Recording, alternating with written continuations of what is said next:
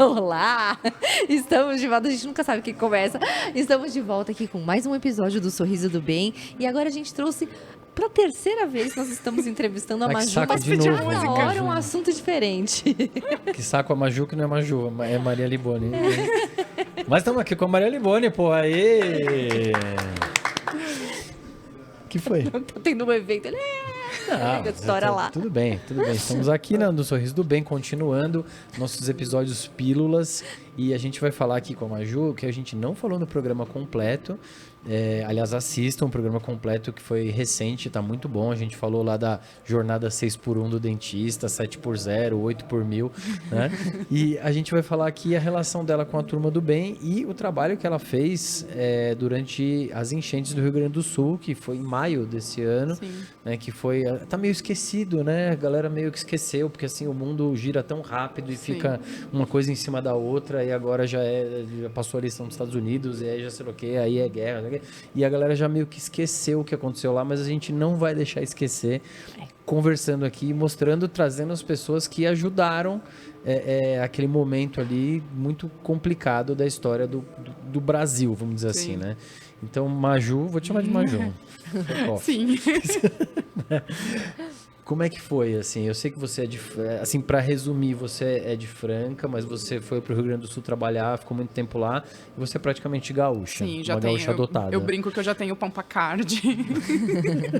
O Pampa Card. Eu já tenho o Pampa Card. Mas acho que é a primeira vez que eu falo publicamente sobre isso, do que aconteceu, assim, porque foi complicado. Eu tinha acabado de sair de Porto Alegre para um curso dia 1º de maio. Para o curso do Cláudio Moreira aqui em São Paulo. E aí fui fazer... Meu voo foi um dos últimos a sair do aeroporto Salgado Filho, antes da inundação.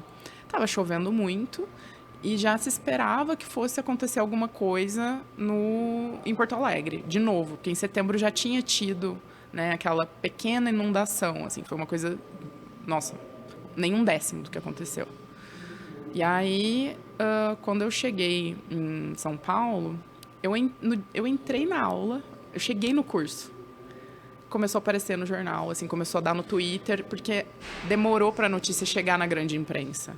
A gente sabia porque a gente fica seguindo os portais de Porto Alegre, né? E aí a gente já sabia que ia acontecer alguma coisa, mas não na proporção que foi, porque já estava chovendo há dias e já estava uma situação muito caótica no interior. E lá, os rios, conforme vai chovendo, vai desembocando tudo no Guaíba. Então, a gente sabia que a hora que viesse ia ser catastrófico, mas assim, você nunca imagina que vai ser no nível do que aconteceu. Assim, eu tô arrepiada, porque eu lembro, assim, ainda é inimaginável, sabe? Foi uma coisa...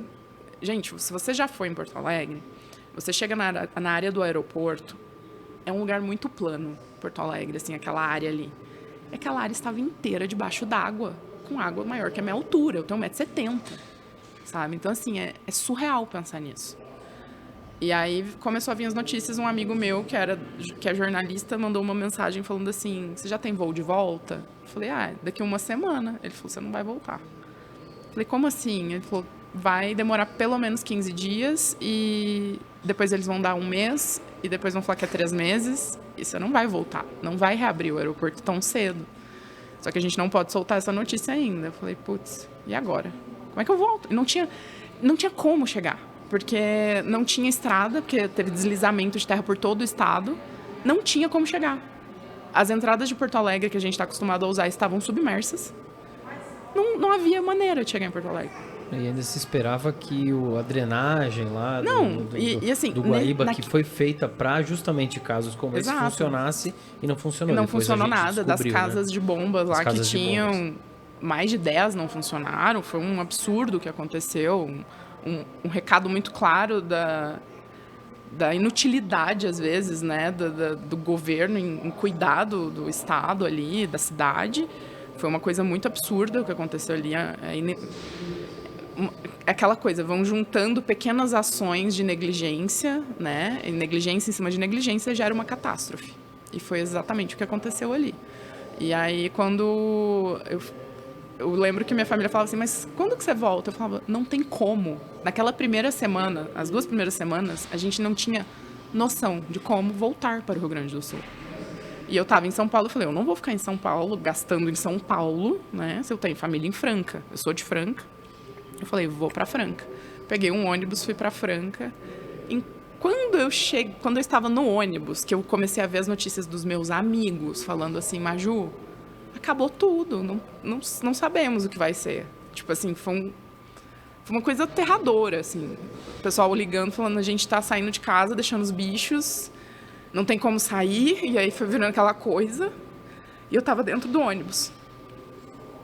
E aí eu fiz um vídeo, mas assim, eu tava tremendo no vídeo, dá pra ver no vídeo, tem esse vídeo no meu perfil do Instagram, porque dava pra ver que eu tava tremendo. Só que como eu tinha trabalhado na outra enchente pro pessoal do interior, eu trabalhei nas doações, eu sou escoteira, então eu tô sempre junto nessas coisas, eu já sabia o que fazer. E aí eu liguei pra uma amiga que trabalha numa transportadora, ela falou assim, pode pedir ajuda que a gente vai dar um jeito de mandar. Eu falei, então tá. Eu fiz um vídeo falando, tipo, se você tá na região de Franca, São Paulo, Ribeirão Preto, e você tem como ajudar, e era o básico, a gente precisa de água, de roupa, de cobertor, de saco plástico. É o básico. É o primeiro momento, É o primeiro água momento. É sempre, eu acho muito legal isso, porque o escotismo me preparou para isso, né? Que é aquela coisa, o que fazer num momento de catástrofe? Qual que é o primeiro impacto? É acolher as pessoas. As pessoas precisam sobreviver. Né? Tipo, as pessoas perderam tudo, elas vão chegar lá sem nada e desesperadas. Então, é acolhimento mesmo. E aí eu falei, água, itens de higiene, itens de limpeza e roupa. Se você tem isso, manda para tal endereço. Em Franca, deu o endereço da minha tia. Liguei depois pro meu primo. Falei assim, você me empresta um pedacinho da sua garagem? Porque ela mora numa casa bem grande. Aí ele, claro. No outro dia, às 6 da manhã, eu tava lá. Aí eu virei e eu tinha combinado assim, ó, gente, a partir das 10 eu vou estar lá recebendo. Aí eu cheguei às 6 para organizar, né? Aí minha tia é muito boazinha, só que, assim, minha família, eles não têm noção do problema que eles têm. E aí a minha tia me olhou assim, ai, filha, olha aqui, ó, eu peguei as espreguiçadeiras da piscina, aquelas cadeirinhas da piscina, assim, deixei aqui na garagem pra você pôr as coisinhas que receber. Eu olhei e falei, tá bom, tia. Aí eu olhei pro meu primo e falei, vai ser 2 trabalhos, tem que tirar aquilo dali, porque não vai caber. Mas como você sabia que ia haver tanta ajuda? Porque quando você já viu isso acontecer, você sabe que isso mobiliza. Quando aconteceu em setembro, a gente mobilizou diferente. A gente mobilizou a metrópole ali, a parte metropolitana do estado, para mandar para o interior. E foi uma coisa surreal. Aquele cais embarcadeiro, assim, tinha pilhas que chegavam quase no teto, de roupa, de sapato, de comida, de ração. A galera se mobilizou absurdamente para ajudar. Então, eu sabia que a hora que isso chegasse nas pessoas, através da televisão, da internet, ia estourar. Porque eu já sabia, porque eu moro em Porto Alegre e eu já estava recebendo isso, né, desde o momento que começou a acontecer. E eu lembro que eu fiquei muito angustiada, porque eu lembro que foi num domingo. E eu fiquei esperando o Fantástico. Porque eu falei, não, vai aparecer no Fantástico. E, tipo, falaram 30 segundos do que estava acontecendo no Rio Grande do Sul, porque não se tinha ainda a noção do nível de problema. E eu lembro que eu chorava desesperadamente. Minha tia falava assim, calma, fica calma. Né? Eu só vou explicar, vocês vão ver muito falando da minha tia, porque eu perdi minha mãe muito cedo, foram elas que me criaram. E aí a minha tia falando assim, calma, não é pra tanto. Eu falei, você não tem ideia do que tá acontecendo lá. Eu falei, vocês não têm noção, tem gente morrendo. Vocês não têm noção. E aí foi quando a gente pegou e foi atrás de deixar essas doações e tal. Que eu falei, não, agora eu vou fazer isso aqui, porque esse negócio vai estourar. E aí começou uma movimentação nas redes sociais, no Twitter principalmente, falando sobre... A Globo não mostra, o que a Globo não mostra. E começaram a postar os vídeos da galera fazendo... Porque eu lembro direitinho que foi exatamente no show da Madonna. O povo fazendo aquela fila de contenção, assim, pro povo não avançar no Rio de Janeiro. E a galera tirando gente da água, fazendo uma rede humana para tirar a gente da água, assim. E eles colocavam as 2 imagens em contrapartida, assim, nas redes sociais. E eu lembro que eu tava assim... Quando você tá passando por isso... Você sabe que não é culpa não é culpa das pessoas dos outros estados, você sabe disso, mas você fica num desamparo, numa revolta, numa coisa que é difícil de explicar. E aí a gente foi e falei com a minha família, eles deixaram, enfim. No outro dia começou a receber doação. Quando foi 4 da tarde, a gente já tinha 8 toneladas na casa da minha tia. A minha tia me olhou assim. A gente chega de doação. Acho que as espreguiçadeiras quebraram. A minha tia me olhou assim, ela... Meu Deus, ela ficou assim... Minha avó era muito de fazer trabalho voluntário na igreja. Então, assim, é uma coisa que minha família tá acostumada. Mas nunca... Depois da minha avó, ainda não tinha acontecido outra onda de... E aí, foi o que rolou ali. Aí Isso foi só no primeiro dia, Isso foi né? na primeira tarde. Primeira Naquele tarde. dia, eu já consegui um caminhão. Que, assim, meu primo também tinha muitos contatos e tal. A gente tem um bom relacionamento lá com o Magazine Luiza. O pessoal do Magazine Luiza foi extremamente querido, assim. Ofereceram várias ajudas. Aí a gente já conseguiu um caminhão para levar, porque tinha várias transportadoras de Franca, o que é bom explicar. Franca é uma cidade que tem muita conexão com o Rio Grande do Sul por causa do sapato. Então, muitas transportadoras e fábricas de borracha, fábricas de componentes calçadistas, ou tem a matriz em Novo Hamburgo ou em alguma parte do Rio Grande do Sul e a filial em Franca, ou tem a matriz em Franca e uma filial lá. Então, esse é um caminho muito costumeiro para as pessoas lá. E aí, assim, isso foi o primeiro dia. No segundo, a gente já sabia de mais transportadoras, o correio já estava mobilizado, o negócio já foi tomando uma outra proporção. Aí no segundo dia foi mais de 16 toneladas de coisa. E a minha tia me olhava, eu fiquei uma semana na casa dela fazendo isso, depois eu consegui, através de alguns contatos de colegas, assim, eu consegui uma sala numa escola pública lá da cidade e a gente conseguiu transferir de local. Pra livrar sua tia. E depois teve um empresário da cidade, do posto, se eu não me engano, Posto Sorriso. Ai, pode ser que eu erre. O nome dele eu sei que é Juliano.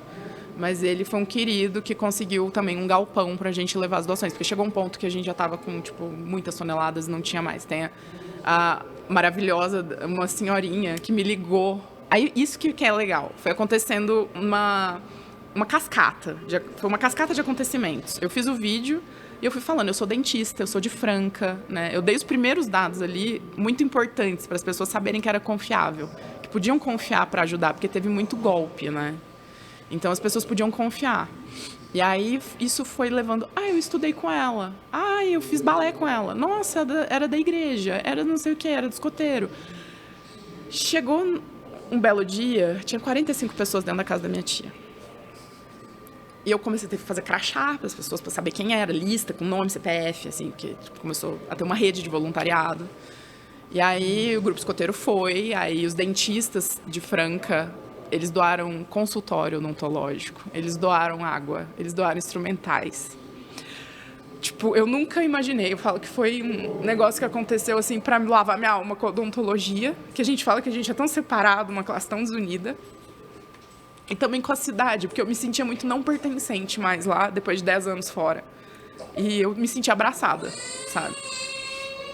E aí eles levaram pra gente água, o pessoal do CRO, eles chegaram, foi um senhorzinho lá. A gente faz questão de te conhecer, o pessoal da PCD também, a gente faz questão de te conhecer, de saber que é idôneo o seu trabalho, não sei o que e tal. A gente volta amanhã. Eles foram primeiro sozinhos, só pra me ver, porque Francano tem que te ver, né? Aí, no outro dia, eles voltaram com 2 caminhonetes, assim, lotadas de água. Numa época que... Pra vocês terem noção de como foi o início, as pessoas que não tiveram as casas atingidas não tinham água para beber. Não tinham onde comprar. Foi um negócio, assim, muito absurdo. E, às vezes, a gente olha, assim, e fala, mas, por exemplo, a minha casa não foi atingida, onde eu moro, o consultório é no 11º andar, né? Tipo, eu tinha todo o tempo a Alessandra lá com quem eu podia falar, e a Ale me falando, tá assim, assim, assado, as coisas... Mas é uma sensação que você tá longe, principalmente, porque o meu foi o oposto, né? A maioria dos gaúchos que estão aqui, inclusive, estavam lá, tirando gente da água. Eu tava impotente a 1.200 quilômetros. Né? Impotente não, porque você fez muita coisa, né? A distância você conseguiu ajudar. Inclusive, você foi o meu canal de comunicação, porque exatamente quando aconteceu isso, eu tava na UTI, eu tive um bebê e fiquei uma semana na UTI. Uhum. E eu não tava sabendo de nada, eu não assistia a televisão, né? Eu tava na UTI. E aí, de repente, eu vi no teu Instagram você falando, gente, ajuda, não sei o quê, nananã. E eu falei, ajuda o quê? O que tá acontecendo? E aí você foi era o meu canal, era onde eu conseguia ver as coisas. Tanto que a primeira leva de roupas que o Henrique Henrique não usou mais, foi tudo lá pro sul. Então...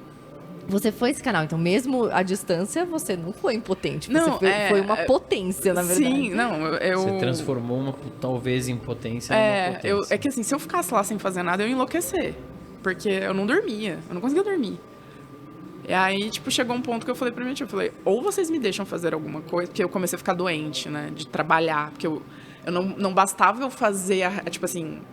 a logística do negócio, né? Tipo, a cara na internet, de mostrar o que estava sendo feito e tal, porque é um trabalho gigantesco, tomou uma proporção muito grande. Então, chegou um ponto que eu falava assim, eu preciso de uma equipe aqui, porque só eu não dou conta de fazer tudo. E aí, graças a Deus, teve as pessoas que, assim, foram enviados divinos, né? Que aí veio uma senhorinha que me mandou mensagem assim, tu não é... Eu tô querendo marcar horário com uma podóloga. Eu falei, moça, eu sou dentista, eu tô no meio do caos, o que a senhora quer? Aí ela, desculpa, eu confundi. Eu sou fulana de tal, ela chama Elisete Guerra. Ela falou assim, eu sou fulana de tal, Elisete, eu tenho uma empresa de mudanças em Franca. Eu posso te ajudar com todo o transporte. Essa mulher, até hoje, essa semana, ela fez o último transporte de uma cadeira odontológica para o Rio Grande do Sul. Essa semana. Hoje a gente... É sexta? Quinta? Hoje? Quinta. Hoje é quinta-feira. Foi terça-feira. Pra pessoa mais perdida do mundo. Foi terça. E aí, toda essa junção, a gente está num evento aqui da Turma do Bem, no Sorriso do Bem, aqui em 2024, aqui em Poços de Caldas. E você foi chamada para esse evento, sim, justamente por tudo isso que você contou pra gente. Sim. E aqui a gente tem os dentistas e os dentistas que vão além da boca, além da odontologia, além do trabalhinho né, da boca. E você foi chamada para concorrer aqui a melhor dentista do mundo, é isso? Olha, então... Tá sabendo? Qual que é a real do negócio, assim? Isso foi engraçado, porque assim, eu tenho... Depois, assim, eu falo, a Júlia Toniolo andou para que a gente pudesse correr, né? Porque eu falo assim, depois que eu teve o Odonto Twitter na minha vida e eu conheci o pessoal, fui pro CIOSP, fiz amizade com o Fininho, fiz amizade com a Amanda, conheci o Fábio, conheci, né, todo mundo.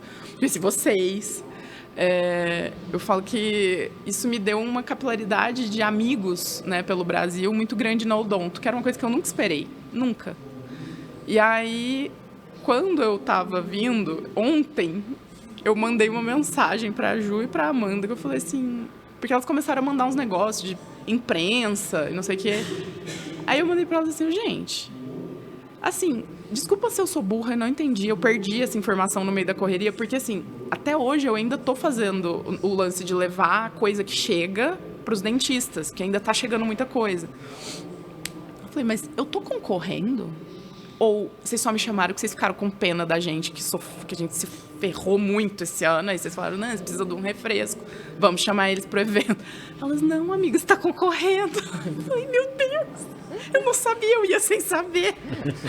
Porque, assim, a gente... Quando a gente faz esse tipo de coisa, nunca pensando que você vai ter alguma coisa depois disso. O melhor dos jeitos de fazer essas coisas, né? Porque, assim, cara, na hora... voltar, né? Na hora a gente tava tão desesperado, sabe? Foi um lance de tanto desespero. Que ainda bem que a gente tinha amigos. Assim, eu falo, eu tenho uma amiga em Franca, Ana, que ela me ajudou tanto, que ela me ajuda até hoje, sabe? E eu falo... Se não fossem essas pessoas junto, a gente não faz nada sozinho. Só que a gente não precisa ser muito para fazer alguma coisa, né? Eu comecei com um vídeo que viralizou no interior de São Paulo.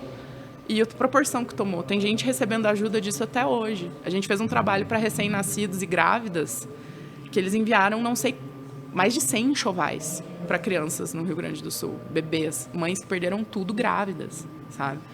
E eu era uma só, e isso foi...